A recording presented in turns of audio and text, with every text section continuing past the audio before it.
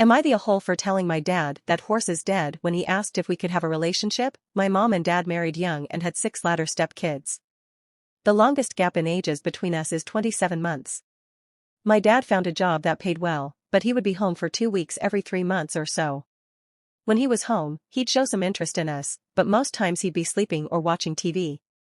One night when he was gone for work and we were with our aunt since my mom had to work, the whole neighborhood broke into our house and completely destroyed and stole everything.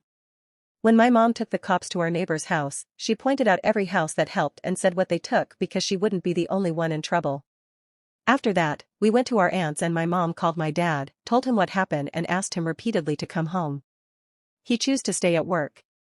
After that night we didn't see him for about a year and a half. When he did show up, it would be in sporadic intervals from 10 mth to 2 y apart and only for a few minutes at a time, but always when my mom wasn't around. When I turned 14, he started coming around more often and started spending an hour or two with us every couple months. He took a special interest in us living with him and would make a point to say it every time he saw us.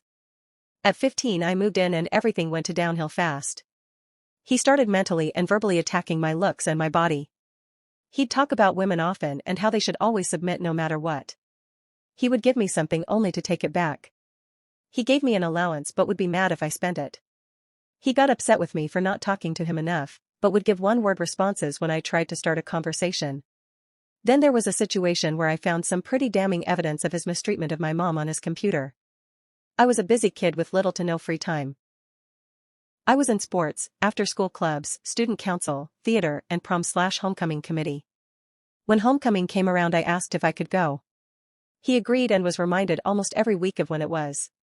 The night of homecoming, when my date arrived to pick me up, he pulls me to the side and said I can't go because I had to help him pack and move out of our house. Completely blindsided because what? We did not discuss moving, and why would you wait until homecoming night to say something? We went back and forth for a little bit and I offered to come straight home afterwards instead of spending the night with my friends like I intended. He was annoyed but agreed.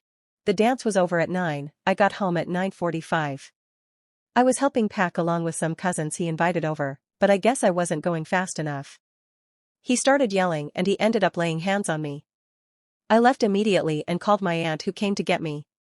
He started flooding my phone with texts and calls saying how ungrateful I am, how I cost him so much money, how bad of a person I am, etc. I didn't respond to any of it. After about 2 months, I started reaching out to him about my clothes and belongings, asking if we could talk, etc. He never responded and blocked my number.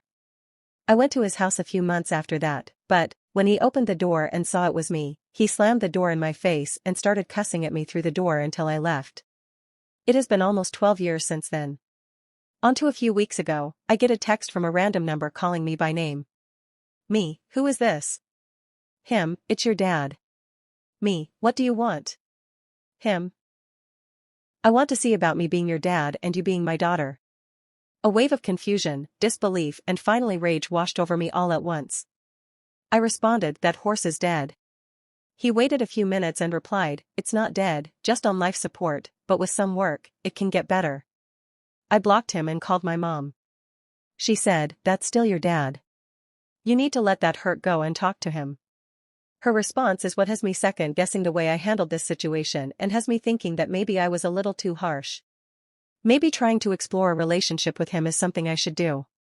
However, if this were a random person doing these things, it would be cut and dry to never speak to them again, so why should I give him another chance just because we are related? Why should I do the work on his terms when he wasn't willing to meet me or speak to me on mine? Why do I feel like the bad guy for making a stance for my own mental well-being? Why is it okay for him to mistreat everyone and only when he's ready, is when it will be resolved? Should I listen to my mom instead and just talk to him anyway? Am I the a-hole? A few days after I blocked my dad, my siblings randomly started asking about him and if I had spoken to or wanted to hang out with him. This was weird for several reasons since, 1. We never talk about him at all, and 2. They knew from past conversations I don't want to have a relationship with him. So if they do talk about him, it's never with me. At first I was brushing it off, but after a few times, I started inquiring why they kept asking. They'd either changed the subject or made an excuse like, no reason, or I was just curious. About 3 weeks ago, I was talking to my older brother and he mentioned having to run an errand. I offered to go with him. He hesitated, changed the subject and tried to leave. I asked what he was going to do since I had stuff to do also. That's when he said to fix a truck. He said he won't be long, so I asked whose truck he was going to go look at and if he needed my help again. That's when he finally said it was our dad's truck.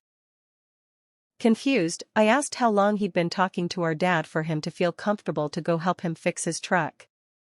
Apparently this isn't new news. My brother has been seeing and helping our dad for years. From that conversation, I found out all of my siblings had been talking to and meeting up with our dad. They'd go to his house, dinners, shopping, shows, etc. I haven't told my siblings about the things I found on his computer, or about the things he said to me while I was living with him. I don't think that will do anything but cause more confusion or strife. If they choose to be around him and he is being a dad to them, then great for them. Anyway, after I blocked him, I guess he asked them to ask me why I wouldn't speak with him. I was kind of upset with them because none of them had the decency to just be honest with me about their intentions and why they kept bringing it up, but I was more upset with our dad because why aren't you respecting my answer? I started to be a bit distant from my siblings because of this, and my oldest sister noticed. She came to me about a week ago and asked if I wanted to join them for a family dinner. I said no thanks, so she left it alone. A few days later, she asked again. My answer hadn't changed, so she said I should just try it. She assured me she'd sit beside me or in between us if my only option was to sit by our dad. She said I didn't have to talk to him if I didn't want to and could just talk to her, but she wanted me to be there too. Maybe because I wanted answers from him. Maybe to get her to leave me alone about it. Maybe just to see what I would feel like being around him after all this time. Maybe it was none of these, or all of them at once. I think I was just over the whole thing, so I agreed to go. And oh boy, did it go. So 2 nights ago we all met up at a restaurant. When I pulled up, my dad was waiting outside the building. I sat in the car until the rest of my siblings got there and we all walked up together. When our dad saw me, he went to hug me, but I walked past him. He moved to the front of me as we were walking so he could hold the door open for me. I just gave an awkward side eye and walked in the door. When we were seated, I sat at the furthest end of the table away from him, and my sister sat beside me like she said she would. She touched my hand under the table and whispered, "Just breathe," to me. I hadn't realized how tense I was until she said that because I could physically feel my body relax then get really hot after I exhaled. At first, my dad tried to talk to me and ask questions about life, but I only gave 1 or 2 word responses or a head nod. Eventually, he started talking to the rest of my siblings. I spent the rest of the time mainly in silence, just pushing the food on my plate around. Towards the end of the meal, I excused myself to the restroom but left my bag and phone there. When I got back to the table, everyone was gone, and so was my stuff. I looked out the window and saw them walking towards the cars, so I went to head out to see who had my stuff. When I came to the front doors, my dad was waiting there blocking the doorway with my stuff in his hands. I looked at my stuff and then at him. He went to hug me again, but I took a step back. He started talking about how he wanted us to be a family and how he knows I'm mad at him right now, etc., but honestly I just started to disassociate. In his whole speech, I never heard an apology. Just how my emotions were keeping me from opening back up to him like old times. After a while, I reached for my stuff again and that's when he grabbed me and hugged me. I wanted to push him off, but I'm barely over 5 foot and he's a lot taller and stronger than I am. He said, "You know I love you, right? Right? Right?" And wouldn't let go of me until I said sure. He kissed my forehead, handed me my stuff and left out the door. At this point, I'm just numb. I cried all the tears I could, I've screamed all the screams, grieved the childhood I'll never have and the future I can't see him in. Grieved all the memories only I have to share with myself. Like being the youngest MVP as a freshman on a team of seniors who went to states and won 3rd place.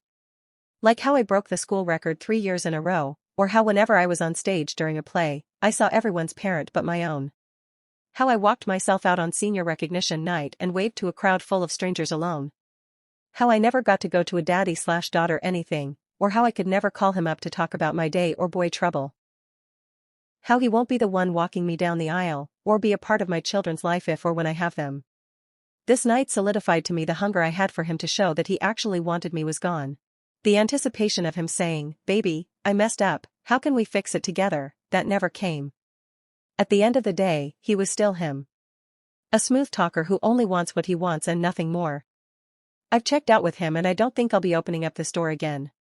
Sorry, this isn't the rainbows and sunshine ending some of you were expecting, but life doesn't always go to plan. I will continue to work on me and trying my best to be the example my mother set for me to forgive. However, I guess that brings me to the only question that's left unanswered. Can I truly and deeply forgive him and never want to see him again? At this point, I just feel indifference towards him. If this story kept you hooked, give it a like, share your thoughts below, and subscribe for more.